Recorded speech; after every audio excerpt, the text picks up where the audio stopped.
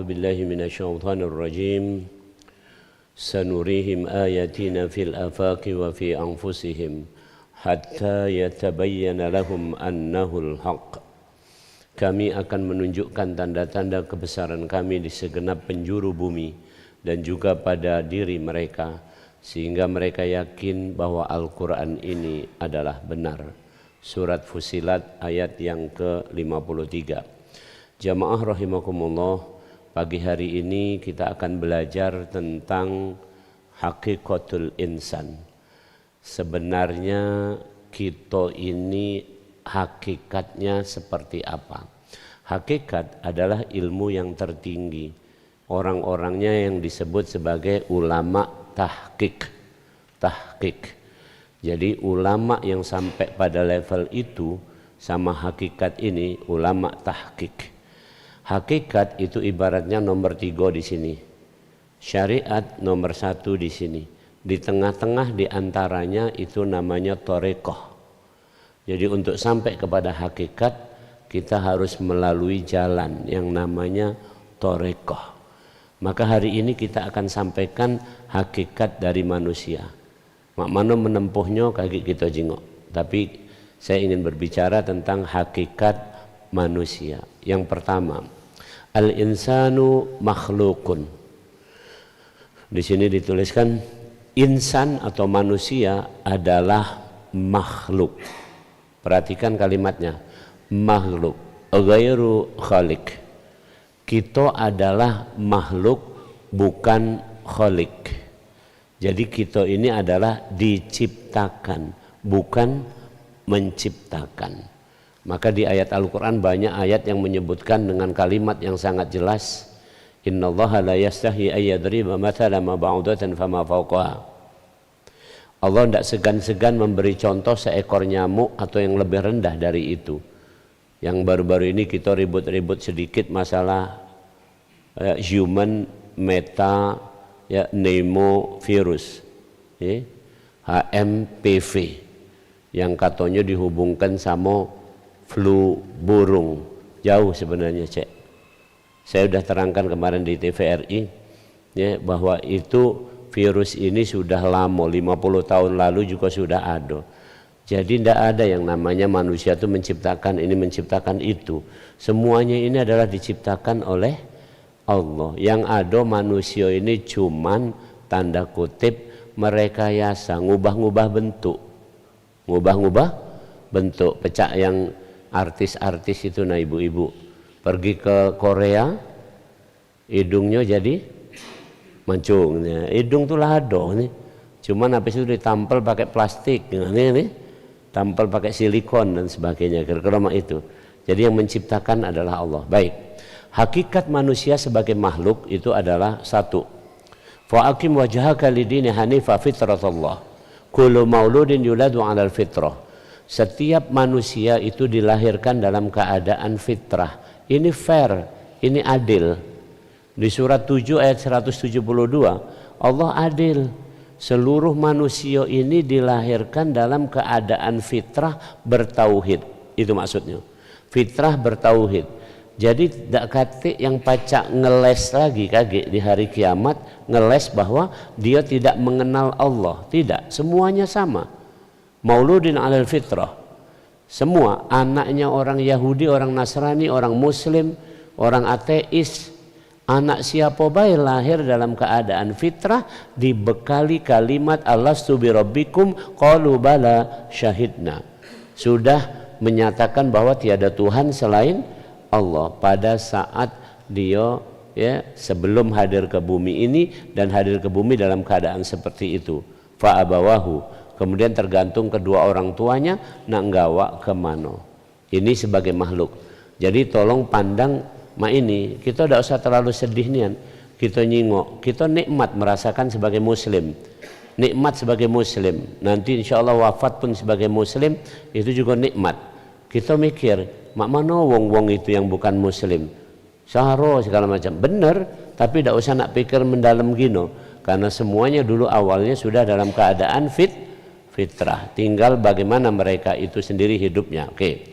Yang kedua, sebagai makhluk manusia itu disebutkan di Al-Quran sebagai dha'ifa, lemah. Ciri kita lemah adalah kita butuh makanan. Itu baik, clear ini. Di dalam diri manusia ada namanya jasad, dan jasad ini tergantung nutrisi. Jasad ini tergantung nutrisi. Ya, karbohidrat untuk tenaga, energi. Lemak untuk menjaga suhu tubuh. Protein untuk menjalankan gerak tubuh.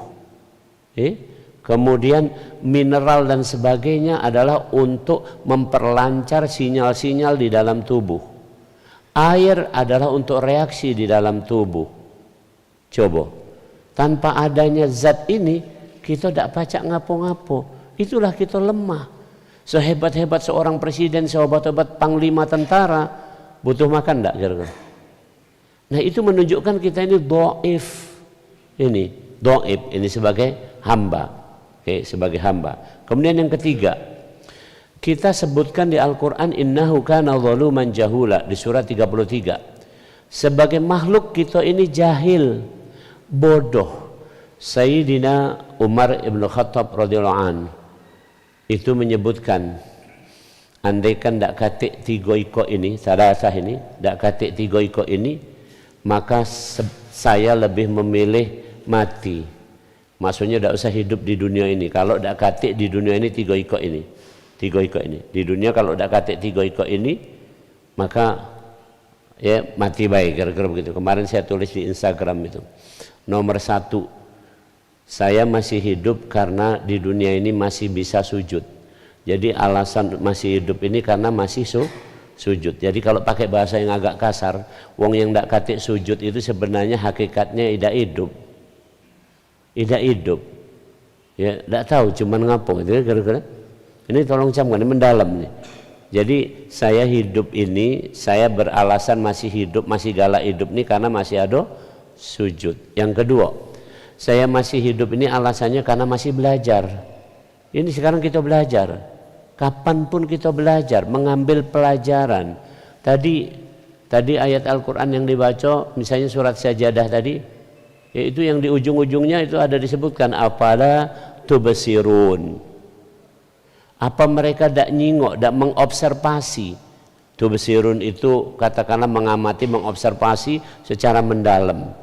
Penelitian itu pada dasarnya cuma 2. Satu penelitian eksperimental, direkayasa, bikin mesin, bikin pempek, bikin apa, itu eksperimental namanya. Yang kedua penelitian observasional, tidak campur tangan tapi mengamati. Sama, dua-duanya simpulannya Rabbana ma khalaqta hada batila, kan seperti itu. Jadi kita ini jahil, bodoh. Maka Sayyidina Umar tadi mengatakan sujud, yang kedua belajar, yang ketiga ilmu. Karena ada 3 iko inilah maka beliau masih menginginkan hidup di dunia. Jadi kalau tidak katik sibuk 3 iko ini, sebenarnya tidak katik lagi makna kehidupan kita di dunia ini. Mangko-mangko sekarang ini banyak orang yang meremehkan sujud. Banyak orang yang meremehkan belajar macam kita ini. Ini luar biasa loh. Zaman sekarang kan agak unik ini. Zaman dulu saya masih ingat ini. Kalau untuk belajar sama kiai itu kita harus pergi kemana? Pergi ke pesantren, pergi kemana? Kami pernah pergi itu ke pesantren sampai nyeberangi ya sungai kecil jadilah ini. Kalau misalnya kecil tapi kan ngoyok juga kan. Kemudian sampai di sana rupanya jadwal itu kata kiainya malam ini tidak usah belajar, balik lagi baik. Kaget lain kesempatan datang lagi, balik kami. Balik lagi ke sana. Ya biasa baik kira-kira itu. Nah kalau main hari sudah ustadznya datang beneran ini. Kamu kan tinggal datang di sini baik. Ustadznya datang, tempatnya bagus. Terakhirnya ku jingok itu ada gelas-gelas pula sana kan.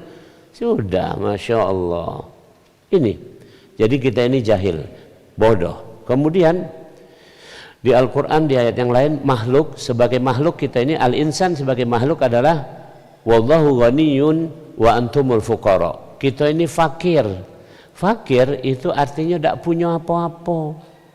Jadi segala sesuatu itu adalah karena Allah melekatkan, memberikan kepada kita, bukan kita punya. Nah kalau sudah ini, kata Sayyidina Abu Bakar, dunia itu berada di tanganku, bukan berada di hatiku. Karena cuman ketempelan bae di sini. Jadi tidak mungkin kita tergila-gila sama dunia ini, menjadikan dunia ini sebagai tujuan. Tidak mungkin. Kalau kita sadar bahwa kita ini makhluk yang fakir, sesungguhnya kita tidak punya. Tapi di surat kedua tadi, surat Al-Insan, innama nut'imukum liwajhillahi la nuridu minkum jazaa'a wala syukura inna nakhafu min rabbina yawman abusan qamtarira. Jadi disebut mah itu, kami memberikan makanan kepada kamu bukan atas dasar kami ingin dibalas atau kami ingin mendapatkan ucapan terima kasih, bukan. Kalau nak terima kasih sama Allah, kalau nak balas ya, kembalikan pada Allah, karena kami tidak punya. Itu hakikatnya itu di ayat itu tadi ya. Kami cuma takut ya, ini kaget yang dititipkan tidak nyampe. Seorang gubernur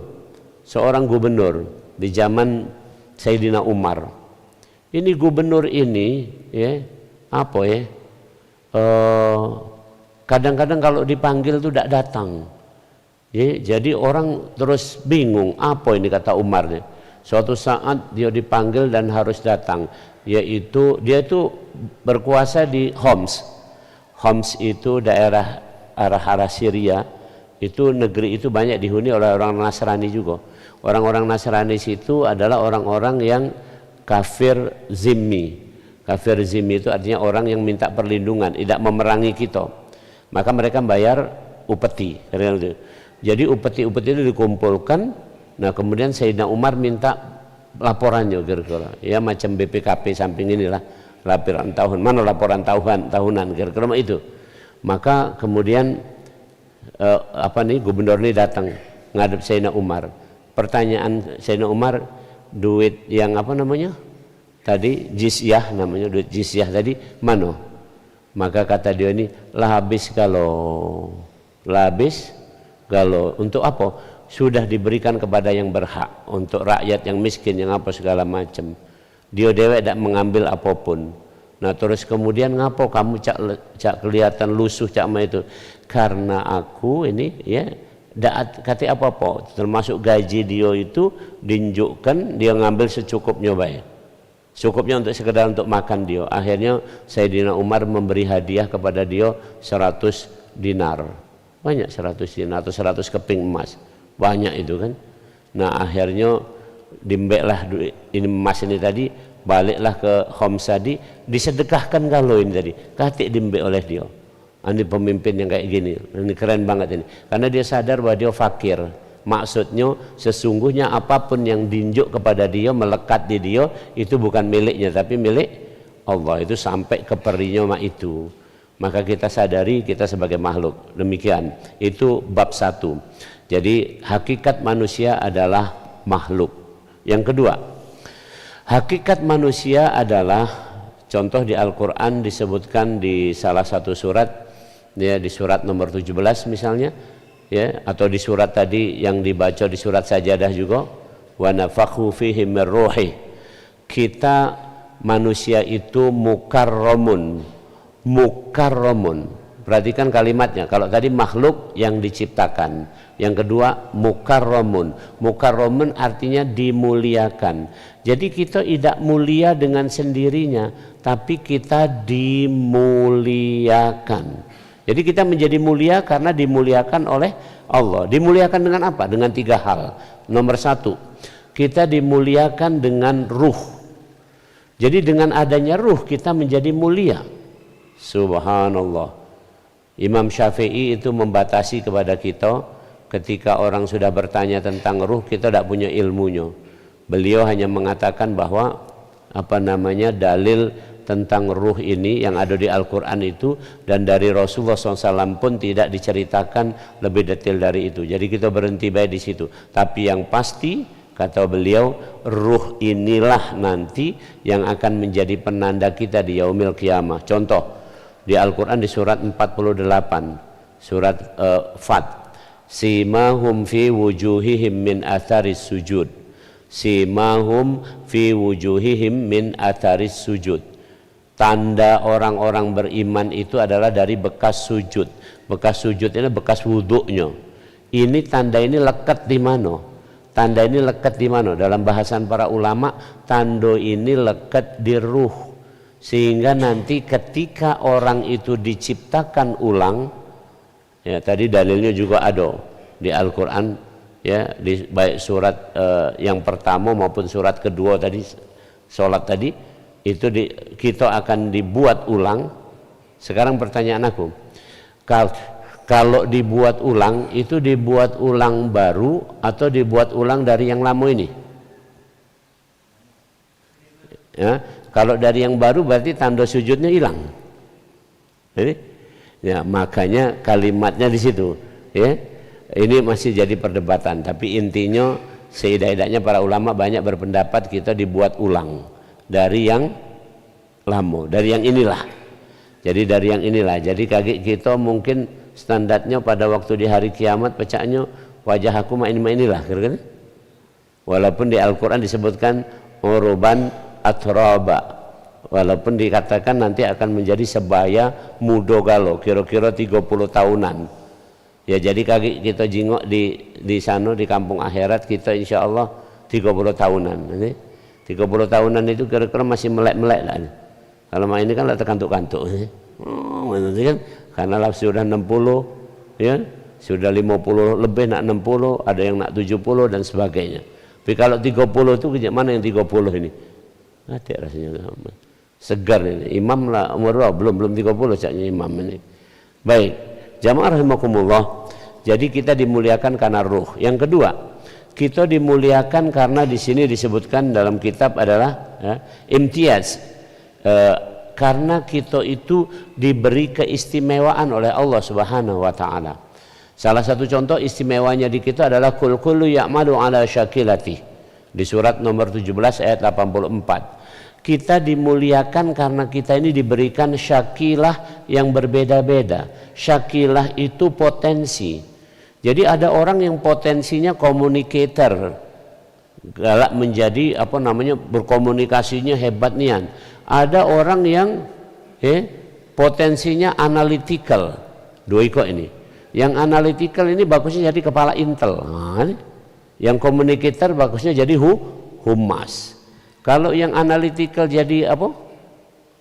Jadi humas, tidak bunyi-bunyi dia cek nih. Yang humas jadi intel, bocor galau cek, ngomong galau. Rahasia ini sesungguhnya. Mana ini? Inilah manusia itu istimewa. Kita ini masing-masing macam-macam. Kalau dari segi contoh sederhana cara berpikir orang awam, kepacaan kita ini beda-beda, benar gak nih?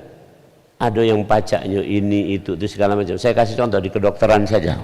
Di kami, di kedokteran itu setidak-tidaknya dokter itu terbagi menjadi 4 kelompok. Kelompok pertama adalah dokter yang akhirnya jadi dokter tapi kemudian jadi peneliti. Ini banyak peneliti, ini terutama di negara-negara yang sudah mapan itu sama perlakuannya. Jadi ini dokter tapi dia milih peneliti. Siapa yang menemukan obat-obatan, siapa yang menguji obat-obatan itu harus dokter. Nah ini kelompok pertama. Jadi dia tidak praktek untuk nyuntik-nyuntik pasien tapi peneliti. Yang kedua, ya ini yang sudah dokter ada yang menekuni bidang dosen. Jadi dia lebih banyak ke arah ngajari para dokter, tidak banyak dia menangani pasien. Yang ketiga, dokter di bidang kesmas, kesehatan masyarakat, dalam hal ini manajemen, kepala rumah sakit, kepala dinas kesehatan segala macam. Ini udah 3 ikut ini. Yang keempat, dokter spesialis. Spesialis dibagi 2 lagi kelompoknya. Ada kelompok bedah, kelompok non bedah, kelompok yang pegang pisau dan kelompok yang tidak pegang pisau. Jadi dokter terbagi 4 kelompok besar. Itu beda-beda. Tidak cocok cek tadi kalau misalnya dokter yang riset suruh bedah wong. Nah, kira-kira itu. Jadi ini istimewa, tapi kolaborasi ini luar biasa. Dokter yang nak bedah butuh anestesi. Anestesi butuh obat. Obat butuh penelitian dulu, kenal kan? Nah inilah mulianya manusia. Jadi kita ini saling memiliki dependensi, ketergantungan. Satu di antaranya memang diciptakan Allah supaya ta'awun, wa ta'awanu 'alal birri wa taqwa. Jadi manusia istimewa itu karena diberikan potensi yang berbeda-beda sehingga dia bisa bersatu padu, tolong menolong. Yang ketiga, manusia istimewa, manusia dimuliakan Allah, mukarramun. Yang pertama tadi mulia karena ruh. Kalau udah kata ruh tidak mulia gitu nih, cuman badan ini mambu gitu nih. Buktinya kalau kita meninggal busuk nian gitu, karena ruhnya dicabut. Tapi begitu ada ruh, kita ini badan ini bagus kira-kira, tidak mampu dan sebagainya. Yang kedua, kita ini ya oleh Allah dimuliakan karena kita ada kepacaan atau ada potensi. Yang ketiga, kita dimuliakan oleh Allah karena sakhara lahu. Di Al-Quran disebutkan kalau kita nak pergi naik kendaraan itu ada doa yang disebutkan di surat nomor berapa? Surat Mukmin surat 40. Ya? Tadi imam membaca doa itu salah satunya adalah surat Mukmin surat 40 itu doa yang dibaca tadi yang hampir di ujung-ujung tadi. Itu sekali lagi di surat itu disebutkan subhanalladzi sakhkhara lana hada. Maha suci Allah yang telah menguasakan kendaraan ini kepada kami. Jadi mobil itu ditundukkan oleh Allah supaya pacak jalan untuk kita. Pesawat ditundukkan oleh Allah supaya pacak terbang untuk kita. Jadi kita dimuliakan Allah karena bumi dan semua perlengkapannya ini ditundukkan oleh Allah untuk kepentingan kita. Di lautan kita ditundukkan, salah satunya diteliti oleh Archimedes. Maka ada namanya hukum Archimedes.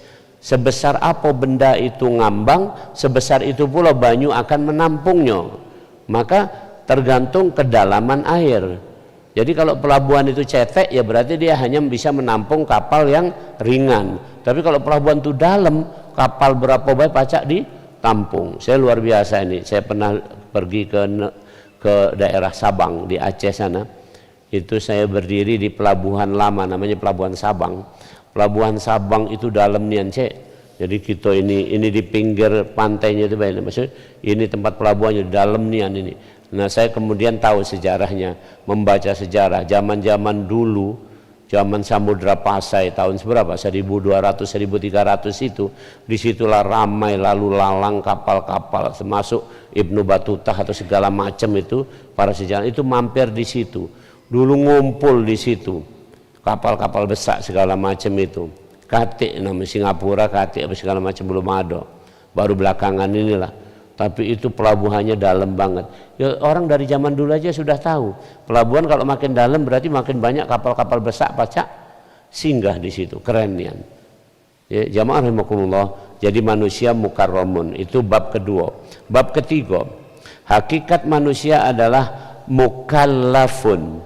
Mukallafun yaitu orang yang diberi amanah, diberi tanggung jawab. Di surat Qiyamah disebutkan ayasabul insanu ayyudraka suda. Apakah manusia menyangka bahwa mereka akan dibiarkan begitu saja? Di surat At-Takatsur dikatakan tsumma latus'alunna yauma idzin anin na'im. Kamu pasti akan diminta pertanggungjawaban, akan ditanya tentang nikmat yang diberikan Allah kepada kamu.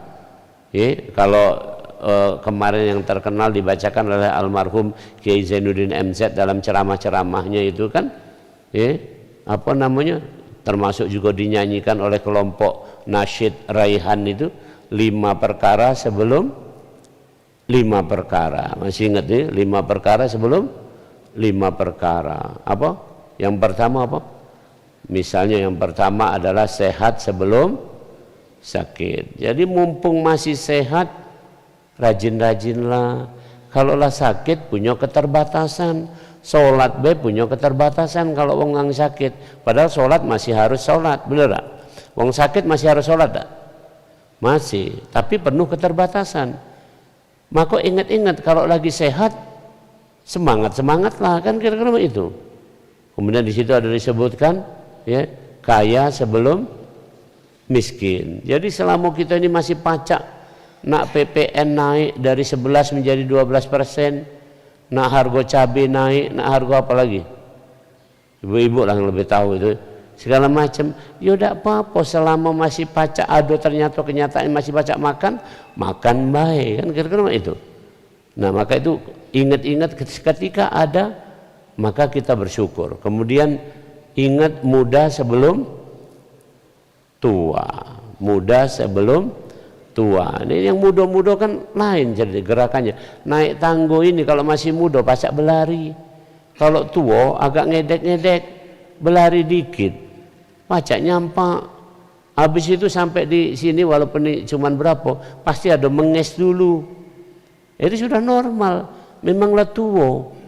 Oke. Kemudian ingat-ingat lapang sebelum sempit. Ini masih ada kelapangan. Jumat mah ini masih pacak ngaji.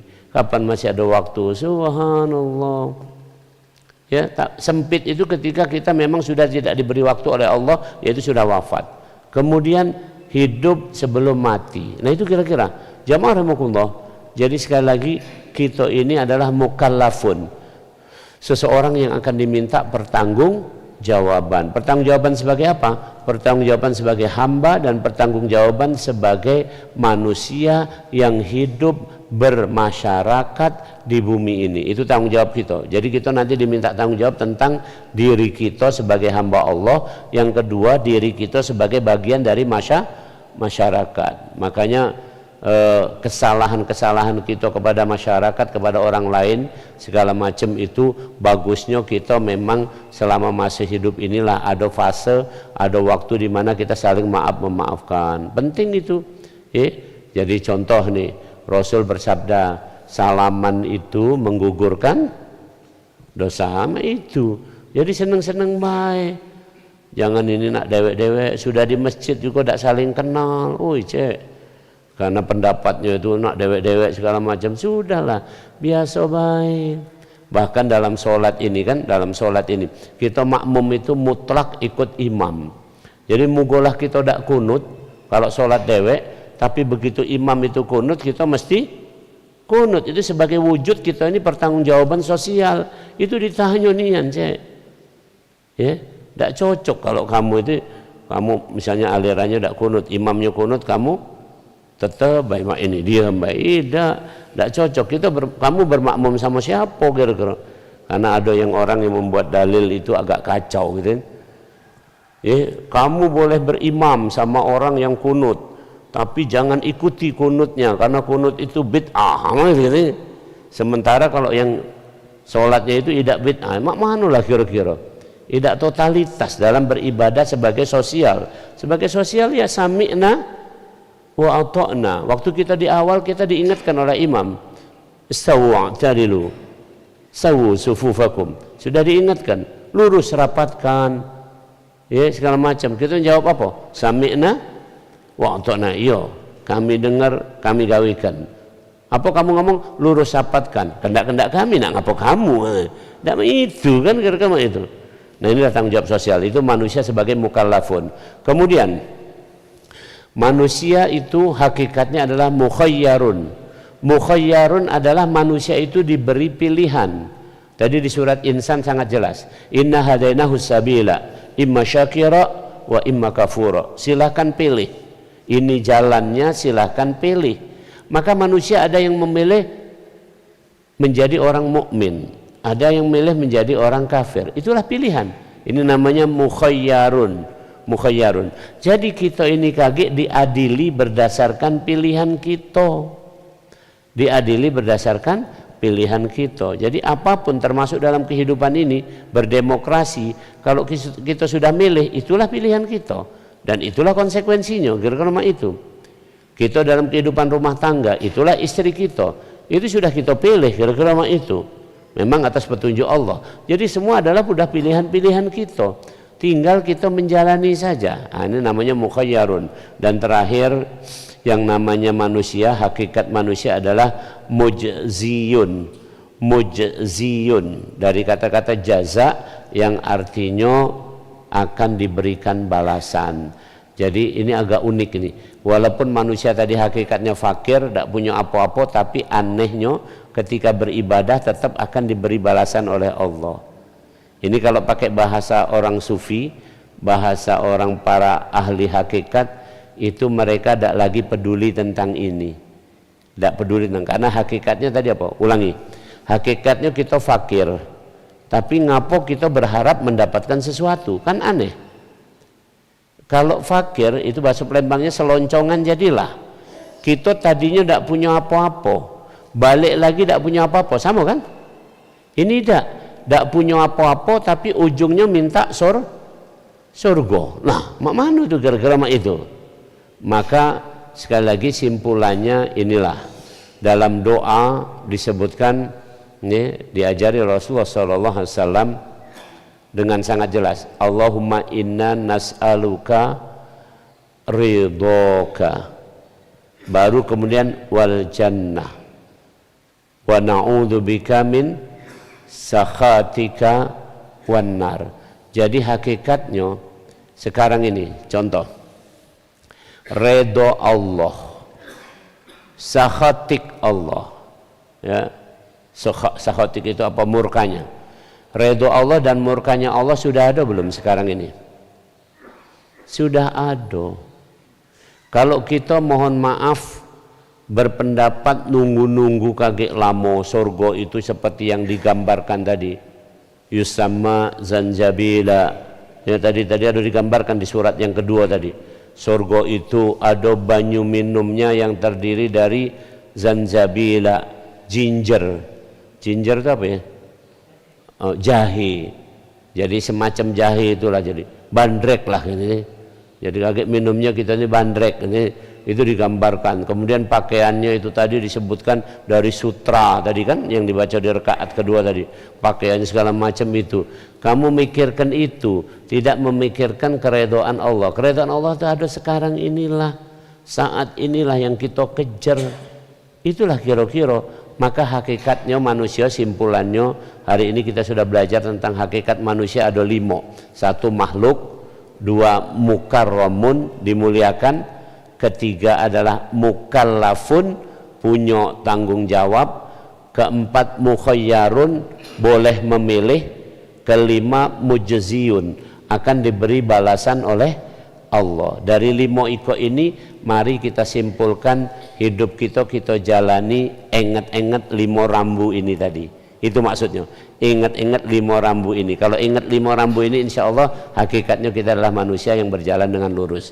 Demikian, mudah-mudahan pada hari ini kita setidak-tidaknya mendapatkan katakanlah referensi tentang siapa kita, sambil terus berjalan kita perbaiki keadaan kita sampai Allah memanggil kita. Demikian, tafadhol kalau mungkin siko atau berapa yang untuk ada pertanyaan. Belum anu kan? Belum ini. Mana Kak Haji? Tafadhol. Mana? Ini.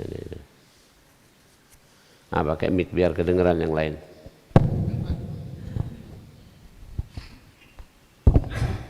Baik, assalamualaikum warahmatullahi wabarakatuh. Waalaikumsalam. Menarik memahami manusia ini. Tadi dikatakan di awal makhluk itu adalah lemah, bodoh, dan fakir. Ya. Nah, pertanyaan saya, bagaimana kita harus hati-hati menempatkan ini, maksud saya Pak Ustadz, karena di selain ayat Allah mengatakan laqad khalaqnal insana fi ahsani taqwim, kita itu makhluk yang paling tinggi derajatnya. Walaupun kalau kita tidak ambil makom derajat yang tinggi itu, bisa dijatuhkan oleh Allah derajat yang paling rendah sekalipun.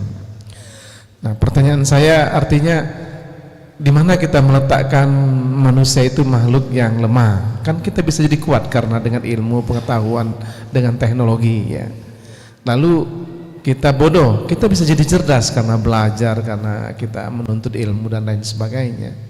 Lalu kita fakir, kita bisa jadi kaya karena kita berusaha, nah, maksud saya gimana kita meletakkan itu pada tempatnya sehingga ini tidak menyalahi predikat manusia tadi.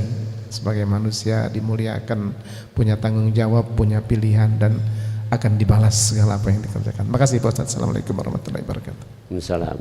Jadi di Al-Quran ada kisah, kalau saya tidak dilupakan Allah, namanya Nabi Daniel. Itu adalah kisah tentang Tolut dan Jalut dan Nabi Daud. Itu ada kalimat yang disebutkan, kata Nabi ini, kenapa kami harus mengangkat Tolut sebagai raja? Kenapa kami harus rajanya Tolut? Padahal Tolut itu walam yu'ta sa'atan minal mal, miskin. Sama dengan di Indonesia lah. Untuk jadi wali kota Palembang itu modalnya berapa? 100 miliar. Jadi Mamang ini punya enggak 100 miliar yang ngomong ini? Nah, ini. Untuk jadi gubernur Sumsel modalnya berapa? Ini bukan omongan aku, ini omongan pemerintah dewek ini. Ya, sekitar 1 triliun. Untuk jadi presiden Indonesia berapa modalnya? Minimal 150 triliun. Jadi wajar ini. Ini zaman dulu juga sudah ada. Ketika Tolut yang miskin, kata Nabi Daniel, dialah raja kamu yang akan memimpin pasukan untuk melawan Jalut atau Goliat kata orang ini. Jalut. Maka ditanya, kenapa mesti dia rajanya? Maka kata Nabi Daniel, bastotan fil ilmi wal jism, karena dia diberi kekuatan ilmu dan kekuatan badan. Dalam hal ini adalah dia kuat dan ahli perang. Itu yang sekarang dibutuhkan, itu bukan kekayaan tapi itu, dan itu terbukti memang. Akhirnya sampai tanda kutip si siapa terbunuh, siapa Goliat atau Jalut ini terbunuh. Wa qatala Dawud Jalut. Jadi yang membunuhnya namanya anak muda, namanya Daud. Daud adalah salah satu punggawa atau pasukan dari Tolut ini tadi. Keren. Jadi pasukannya pacak bunuh itu, apalagi bosnya ini tadi. Nah, tadi bagaimana menempatkan kan gara-gara gitu kan. Jadi memang dalam kisah ada manusia diberi kekuatan itu. Contoh kedua, waktu menaklukkan Khaybar. Ini Madinah, sini Madinah, ke arah barat sebelum ke arah Syam ada benteng sangat kokoh milik orang-orang Yahudi, namanya Khaybar. Khaybar itu gerbang bentengnya itu, pintunya itu kalau nak diangkat itu minimal harus diangkat oleh orang 40. Jadi kira-kira ini pintu uang berapa pacak ngangkat kita ini pintu ini yang kita masuk sini? Uang 2 pacak itu orang 40 itu pintu itu minimal satu sayapnya gitu. 40 orang harus mengangkat pintu itu. Saking pintu itu kokoh nian, pintu Khaybar. Maka dikepung berapa hari tidak tembus. Maka kemudian Rasul bersabda, yang bisa nembus pintu itu adalah Ali. Siapa yang kan ini? Ini Rasul dapat tentu kabar dari Allah, yang bisa nembus pintu itu adalah Ali. Sayyidina Ali maksudnya. Maka kemudian Ali disuruh yang nembus pintu itu. Entah mak mano oleh Sayyidina Ali itu pacak diangkat dengan mudah itu. Perhatikan kalimatnya. Jadi sesungguhnya apa Sayyidina Ali kuat atau tidak? Karena dikuatkan. Jadi satu pertanyaan tadi bagaimana menempatkan itu? Secara hakikat kita ini bodoh, kita ini lemah, kita ini fakir. Itu secara hakikat. Dalam perjalanan kehidupan manusia ini, kita ini harus menampilkan karunia Allah. Dalil lebih tegas lagi di surat Yusuf, ini hafizun alim. Kalau ada orang yang pintar dan kompeten, maka dia harus ngomong, tidak boleh diam. Dia harus ngomong, dia harus tampil. Karena kalau tidak itu kaget orang-orang bodoh yang ini tidak punya ilmu, orang-orang yang tidak amanah akan memimpin, rusaklah negeri ini. Jadi simpulan dari situ, kalau nak ngomongkan kita satu seginya kita ini dimuliakan, punya kekuatan, itu diukur baik dengan kepentingan saat itu simpulannya, kepentingan saat itu. Jadi kalau kita ngomong misalnya nih Cek, kami sekarang ini membutuhkan seorang pemimpin macam kamu ini nih. Kamu kan kuat, boleh ngomongkan mak itu, kamu kan berilmu, kamu kan ahli strategi, nah boleh mak itu gara-gara. Tapi ini kepentingannya untuk itu. Tapi hakikatnya kita memandang diri kita ini adalah lemah, bodoh, dan apa tadi itu. Karena tidak mungkin kita punya segala sesuatu ini pacak kecuali la haula wala quwata illa billah. Itu cara menempatkannya seperti itu. Termasuk kalau nasihati anak, ngomong, nak, mumpung ayahmu ini masih kuat, payo sama-sama kita ke masjid. Nah, berarti Memang ada dak ayah kakek lemah? Aduh, kan gara-gara lemah itu. Tapi sekarang masih kuat, masih kelihatan seger, demikian. Baik, habis ini apa masih ada? Adik? Pada sini. Ini sudah sorok belum? Baru. Bentar lagi. Assalamualaikum warahmatullahi wabarakatuh. Waalaikumsalam warahmatullahi wabarakatuh. Mohon maaf sebelumnya, Prof. Ya, ini pertanyaan saya memang ada kaitannya dengan tema hari ini. Namun tadi kita dilahirkan dengan dalam keadaan fitrah. Nah, setelah perjalanan tentu berubah. Nah, dalam perubahan ini ada yang baik, ada yang buruk, Prof. Nah, maksud saya begini. Nah, bagaimana caranya kita melepaskan sifat keakuan yang kita miliki, nah, sifat keakuan di dalam diri kita. Nah, kadang-kadang itu seperti saya bilang tadi, kita dari awal fitrah dalam perjalanan berubah.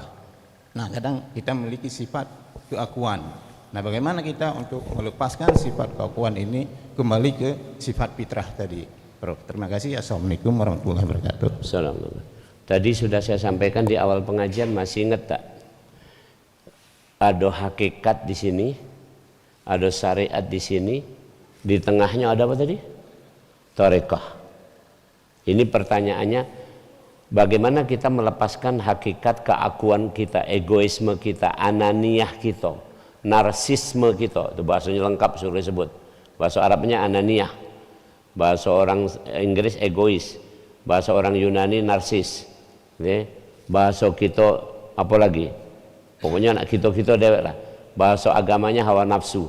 Mak mana melepaskan dari ini tadi, atau melepaskan, atau mak mana hakikatnya? Ini pertanyaannya adalah thariqah. Mari kita lihat.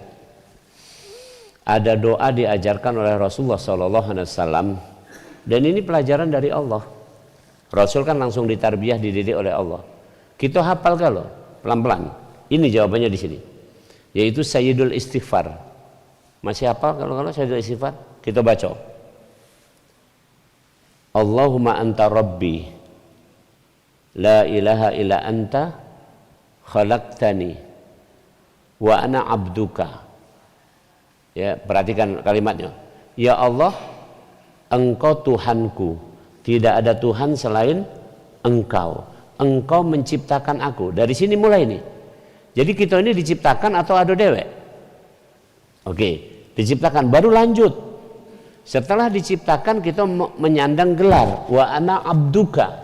Maka Rasul itu paling senang dipanggil Abdullah, hambanya Allah. Ada di Al-Quran ini, apalagi di zaman bulan Rajab ini, kakek sebentar lagi kamu peringatan Isra Mi'raj, itu dibaca surat Isra ayat 1. Subhanalladzi asra bi'abdihi.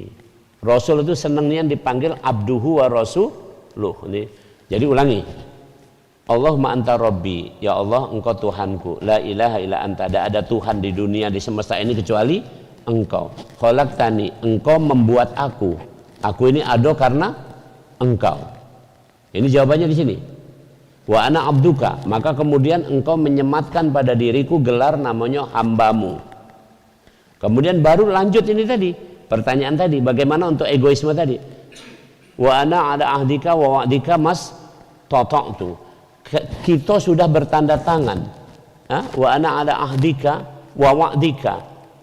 Ya, ahdika itu saya berjanji. Wa wa'dika engkau mengapproval. Engkau menandatangani perjanjian. Jadi kita ini sudah berjanji di hadapan Allah.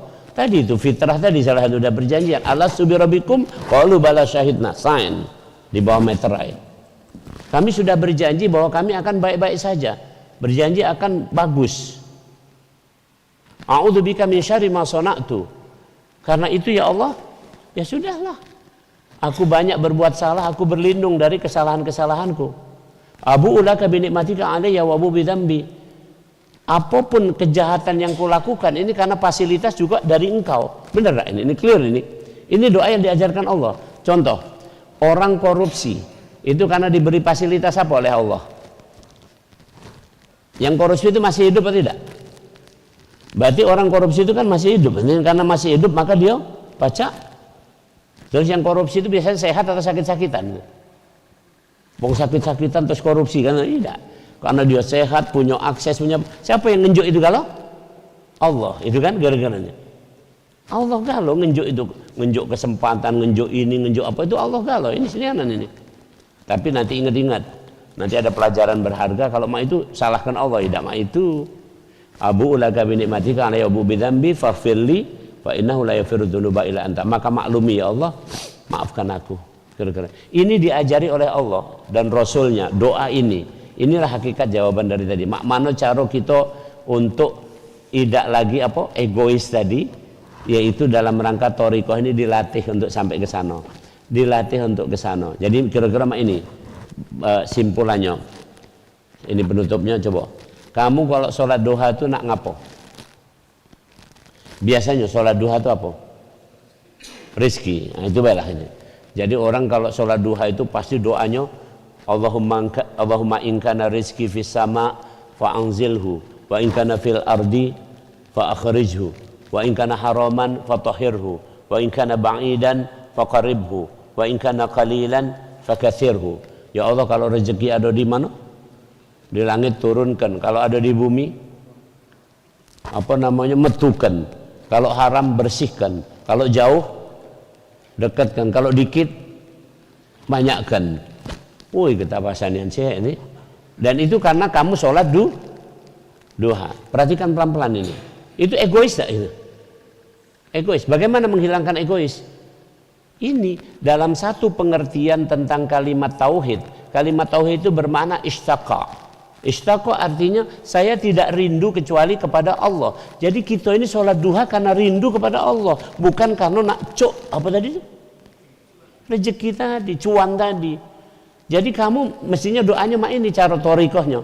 Ya Allah, alhamdulillah engkau tentukan aku pacak sholat duha. Alangkah senangnya aku ya Allah, aku pacak ketemu engkau. Itu keren banget. Sudah sampai situ baik. Terus kamu tidak ngomong lagi. Ya, kamu tidak ngomong lagi doa yang lainnya sudah katik lagi sudah mak itu sampai di situ kira-kira Allah tahu tidak kamu itu buntu sebenarnya? Tahu. Saya kasih contoh lah ini saya contoh sendiri. Suatu saat saya pergi ke Fakultas Kedokteran Universitas Indonesia pada beberapa waktu yang lalu lah. Saya pergi kemudian saya diajak karena waktu itu saya mau ketemu dekan, rupanya dekannya teman saya lagi pergi, maka saya diajak oleh staf dekan itu, Prof, kita kunjung ke perpustakaan yuk, ayo perpustakaan. Aku ke perpustakaan. Perpustakaannya bagus itu di lantai 7 atau berapa itu perpustakaan. Sampai di perpustakaan itu ada beberapa dokter-dokter itu deket ke aku. Aku tidak kenal, ada betino, ada lanang, deket ke aku. Ini, selamat pagi Prof Yono katanya. Ngomong sama aku, selamat pagi Prof Yono. Siapa lah? Mamang sama bibi ini kan lah, ini dokter-dokter ini. Rupanya dia ngomong, Prof, kami sedang sekolah di sini, sekolah spesialis. Kami dulu murid-murid Prof. Oh gitu. Coba bayangkan, aku bangga tak dengerin tadi? Terus dia bangga tak? Aku kan tak ngomong siapa kamu, tak mau itu kan? Aku ngomong, oh alhamdulillah sukses ya, gitu kan? Seneng aku, kan aku ngomong sama itu. Itu kita ketemu Allah tuh mah itu kira-kira waktu sholat tadi Allahu Akbar. Kita ngomong ya Allah engkau maha besar. Kira-kira Allah ngomong sama kita apa? Siapa kamu? Mah itu tak? Tidak. Allahu Akbar. Oh iya, hambaku memang aku maha besar. Kira-kira itu. Jadi ketemu Allah itu sudah clear. Udah hilang ananiah tadi. Nak maksud harta, nak maksud apa. Termasuk kamu sholat tahajud. Coba. Sholat tahajud apa tuh? Biasanya orang kalau banyak masalah terus sholat tahajud sambil nangis kayak malam-malam itu. Ya Allah, alangkah kehidupan aku ini. Oh, Masya Allah, katanya engkau itu pada sepertiga malam ini turun mengabulkan hajat kesusahan semua orang. Aku susah ya Allah. Itu yang diingat. Tapi tidak ingat tentang bahwa rindu sama Allah. Mesti ngomong dulu, ya Allah, alhamdulillah aku sholat tahajud.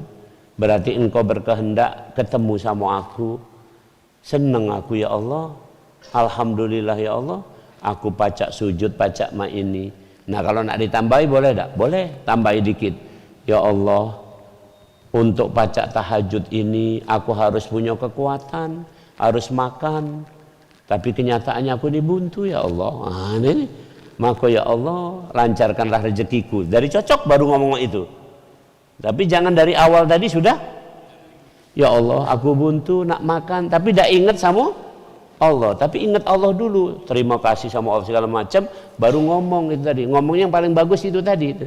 Ya Allah untuk tahajud ini jangan lagi perut ini keroncang mak ini kan ya.